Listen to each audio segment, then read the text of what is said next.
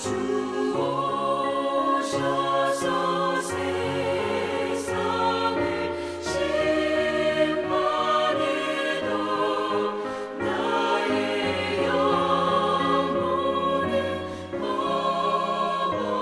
없으리. 내 영혼 평안해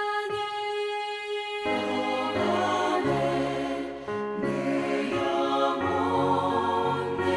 영혼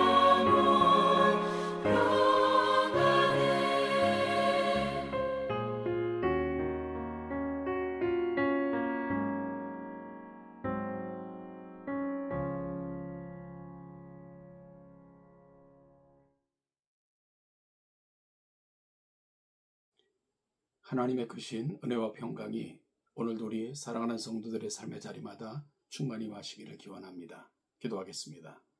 하나님 아버지, 오늘도 주신 하루를 거룩한 말씀을 구하며 하나님의 거룩한 뜻과 은혜를 구하며 시작하게 하시니 감사합니다.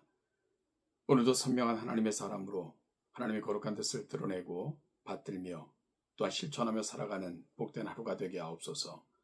우리의 마음을 주관하시고 오늘도 들려지는 말씀을 우리 마음판에 새겨주시며 그 말씀을 쫓아 승리하는 우리 모두가 되게 하여 주옵소서. 예수님의 이름으로 기도하옵나이다. 아멘. 오늘 보실 하나님의 말씀은 고린도전서 7장 25절로 40절까지입니다. 고린도전서 7장 25절로 40절을 같이 읽겠습니다. 처녀에 대하여는 내가 주께 받은 계명이 없으되 주의 자비하심을 받아서 충성스러운 자가 된 내가 의견을 말하노니 내 생각에는 이것이 좋으니 곧 임박한 환난으로 말미암아 사람이 그냥 지내는 것이 좋으니라. 네가 아내에게 매였느냐 노이기를 구하지 말며 아내에게서 누였느냐 아내를 구하지 말라. 그러나 장가가도 죄짓는 것이 아니요 처녀가 시집가도 죄짓는 것이 아니로되 이런 이들은 육신의 고난이 있으리니 나는 너희를 아끼노라. 형제들아 내가 이 말을 하노니 그때가 단축하여진 고로 이후부터 안에 있는 자들은 없는 자 같이 하며 우는 자들은 울지 않는 자 같이 하며 기쁜 자들은 기쁘지 않은 자 같이 하며 매매하는 자들은 없는 자 같이 하며 세상 물건을 쓰는 자들은 다 쓰지 못하는 자 같이 하라. 이 세상의 외형은 지나감이니라.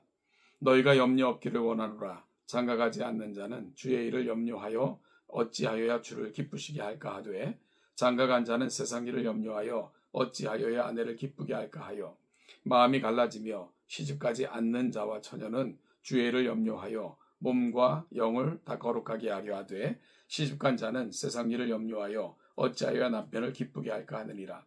내가 이것을 말하면 너희의 유익을 위함이요 너희에게 올무를 노려함이 아니니 오직 너희로 하여금 이치에 합당하게 하여 흩어짐이 없이 주를 섬기게 하려 함이라. 그러므로 만일 누가 자기 약혼녀에 대한 행동에 합당하지 못한 줄로 생각할 때에 그 약혼녀의 혼기도 지나고 그같이 할 필요가 있거든 원하는 대로 하라. 그것은 죄 짓는 것이 아니니 그들로 결혼하게 하라. 그러나 그가 마음을 정하고 또 부득이한 일도 없고 자기 뜻대로 할 권리가 있어서 그 약혼녀를 그대로 두기로 하여도 잘하는 것이니라. 그러므로 결혼한 자도 잘하거니와 결혼하지 아니하는 자는 더 잘하는 것이니라. 아내는 그 남편이 살아있는 동안에 매여 있다가 남편이 죽으면 자유로워 자기의 뜻대로 시집갈 것이나 주 안에서만 할 것이니라. 그러나 내 뜻에는 그냥 지내는 것이 더욱 복이 있으리로다. 나도 또한 하나님의 영을 받은 줄로 생각하노라. 아멘. 오늘날 우리는 수없이 많은 선택과 염려 속에서 살아갑니다. 결혼을 해야 될지 말아야 될지, 직장은 또 어떤 직장을 구하고 또 어떻게 미래를 준비해야 될지 끝없이 많은 문제 앞에 서고 그 문제는 우리에게 많은 염려를 제공해 주기도 하죠. 아마 이것은 비단 오늘 우리가 살아가는 오늘의 시대 이야기는 아닐 것이고요. 2000년 전 고린도 교회 성도들도 똑같은 고민을 안고 있었습니다. 그들은 극심한 사회적 변화와 신앙적 박해라는 임박한 환난 앞에 서 있었습니다. 여기서 사도 바울이 말하는 임박한 날은 단지 종말론적 재림의 때만을 의미하는 것이 아닙니다. 26절에 임박한 환난은 당시 로마 제국 하에서 기독교인들이 직면했던 박해, 경제적 기근 또는 종말론적 긴장 상태를 의미합니다. 바울은 이러한 위기 상황에서 결혼을 통해 육신의 고난과 염려가 가중되는 것을 염려했습니다. 당시 오늘 사도 바울은 이 염려 많은 세상을 살아가는 성도들에게 우리가 진정으로 바라보아야 될 삶의 태도가 무엇인가를 분명한 어조로 권면하는 거죠. 바울은 먼저 우리가 살아가는 이 세상의 본질을 일깨워 줍니다.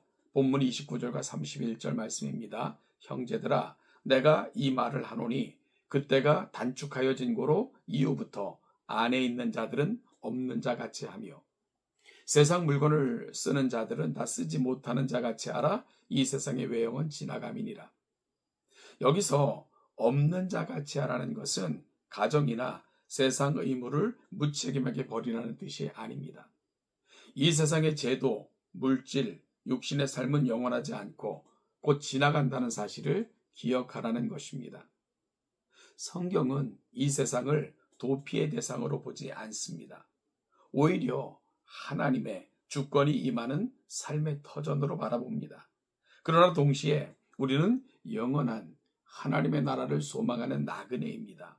결혼도, 재물도, 세상의 성공도 결국은 지나가는 외형에 불과합니다. 임박한 환란의 때에 세상의 일시적인 것에 마음을 빼앗겨 영원한 가치를 놓쳐서는 안 됩니다.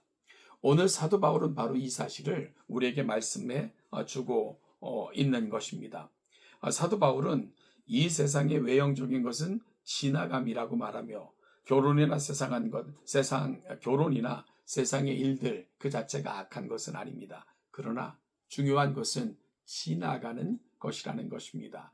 영원한 것이 아니라는 거죠. 따라서 오늘 우리는 이 세상에 지나가는 것들로 영혼을 붙드는 삶, 이것이 바로 현명한 하나님의 사람의 삶인 것을 놓치지 말아야 됩니다.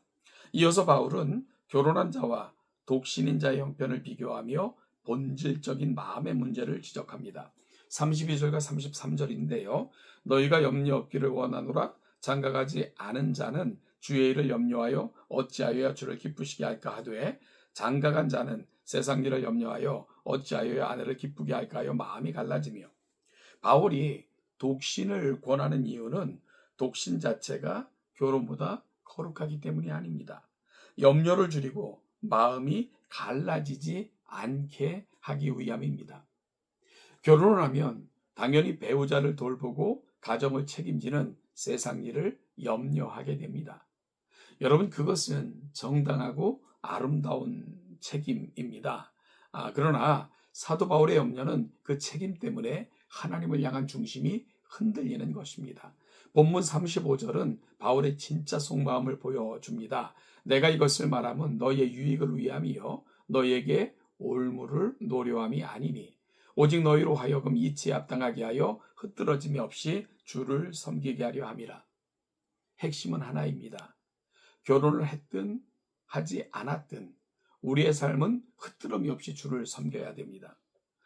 결혼한 성도는 가정을 통해 주님을 섬기고 독신의 성도는 그 자유함으로 주님께 집중하는 것입니다.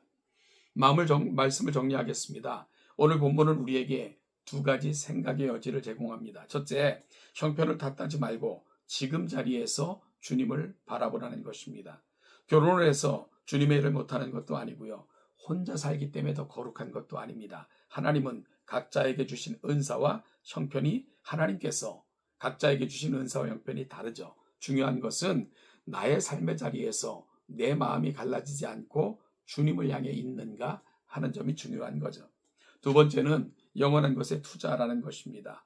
이 세상의 외형은 지나갑니다. 우리가 안달하며 모려는 재물도 세상의 자랑도 결국 다 지나갑니다. 영원한 것은 오직 하나님의 나라와 그분의 말씀뿐입니다. 현대교회 성도 여러분, 세상의 염려와 세상의 염려에 마음을 빼앗겨 신앙의 중심이 흩어지지 않기를 간절히 소망합니다.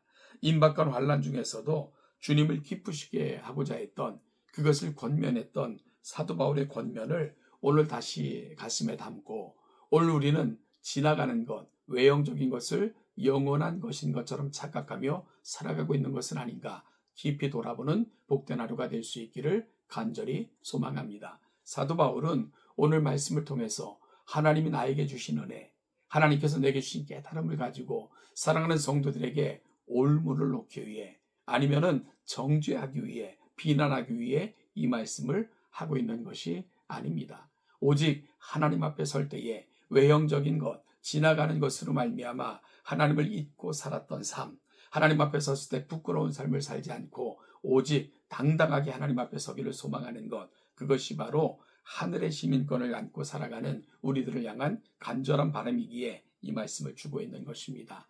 오늘 우리는 세상을 지나가는 나그네입니다. 사랑하는 여러분, 나그네는 짐이 가볍죠. 몸이 가볍습니다. 그 나라에 다다를 때 주실 영광을 바라보며 오늘을 살아가기 때문입니다. 오늘 우리의 삶이 그런 나그네와 같은 영광을 바라보는 그날에 초점을 맞춘 복된 성도들 되시기를 주님의 이름으로 축복합니다.